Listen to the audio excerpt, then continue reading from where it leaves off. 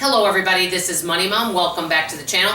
I wanted to show you guys what our family staples are for food that I think keeps our grocery budget down. Let's get started and talk about it. We are a family of 3, husband, wife, and a grown daughter. That being said, our grocery budget right now is $4.25 a month, which includes all food. That does not include toiletries. The national average for a moderate food budget is, for a family of 3, is a little over $700. So we are definitely lower than the national average. I'm going to show you all the items that we normally keep. I know every person is different, so each of us do what works for our family. Okay, one thing I always have on hand is some kind of coconut or almond milk. Reason why is the expiration date really great on it. We use it for, say, cereal, shakes, just to drink, but it lasts a lot longer than regular milk. So like coconut or almond milk or almond coconut blend, I always have, and I use this for my coffee. I use half and half, and we also have heavy whipping cream. I always make sure to have a little bit of that on hand. I always have rolled oats and, which are quick cooking, and then I have old-fashioned. I keep one of each, and the thing is, if you don't have a lot of money and let's say you only have $20 for groceries that week, you can always make up oatmeal.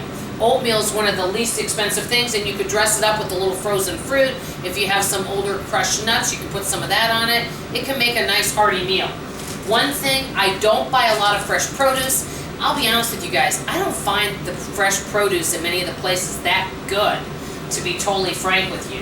I have tons of frozen produce. I have tons of all different frozen veggies, and this is some blueberries that were picked and are frozen. I can put these in a smoothie with a little bit of cream cheese and protein shake, a little coconut milk. There you go, there's a meal right there. Speaking of protein, I always have some type of protein powders around. That's another quick meal. These are really good ideas. Let's say you don't have time to cook. You can make a protein shake, put a little cream cheese in it, make it almost like a cheesecake, maybe some strawberries or blueberries and put that in it. Or if you want extra protein, you can take protein shake, some almond milk, and I like putting a little bit of espresso powder or instant coffee in there, make like a mocha, a protein shake. Or if you want extra protein in addition, you could also put chocolate and peanut butter and maybe some almond milk. And you could actually make a meal out of that. I also have some kind of salsa. Yes, I'm aware I can make my own, but I always keep that. I always have peanut butter. And I didn't take all my cans out, but I always have tons of canned food, and all my canned food are organized. As a matter of fact, this even has a date on when it expires. And I always have some kind of meat in the refrigerator and freezer. I have some meat here. I always have some type of cheese. That's something else I always have on hand. One thing I'm keeping a lot of these days are eggs. One of the least expensive things that you can make. And what I'm doing, instead of doing bacon, a lot of people will buy bacon, and bacon right now can be like $8.99 a pound. What I'm doing is buying the bacon bits in the little bags. They're $1.35 at Aldi. And guess what? I use half of a package with eggs. So, $1.30 divided by 2, that saves a lot of money rather than going out and using bacon all the time. And it's actual real bacon pieces, so it's not dehydrated, as you would say. Another thing, yes, I always make real from scratch potatoes, but I always keep instant potatoes because there's been times where I've made them too soupy and I put a few potato flakes in there to help out.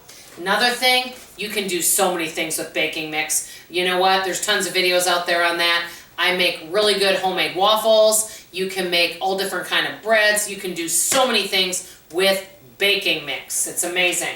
Another thing, and I don't use this a lot, but I like having it, pasta noodles.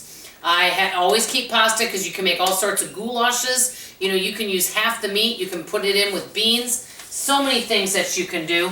This is my baking bucket. I'm not going to lift everything out, but I always have like chocolate chips. I always have, powdered sugar, and I also have, brown sugar, flour, sugars, because I can bake all sorts of things and then freeze half of it. This is just some of the stuff that I keep on hand at all times, and I didn't spend a lot for it, and it lasts a long time. There's so many ways that you can save on food, but as you guys know, I am already committed to my lower carb lifestyle, so some of these things don't go for me right now.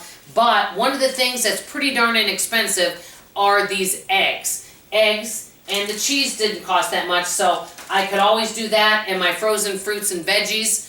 And the vegetables and fruit is not very expensive either. So these are some fairly low cost items. Protein powder lasts a long time. The oatmeal lasts. So I've got some good quality foods here that don't last a lot. I want to ask you guys a question.